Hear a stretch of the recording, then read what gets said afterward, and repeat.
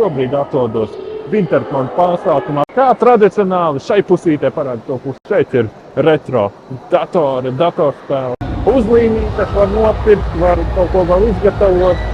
Cilvēku daudz īstenībā, godīgi sakot, bet līdzīgi kā unikornu, tāpēc.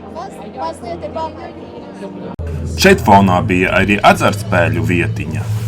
Diemžēl šoreiz nesanāca daudz paskatīties dažādus priekšnesumus, jādodas bija prom, bet kaut kādu ieskatu tomēr guvām.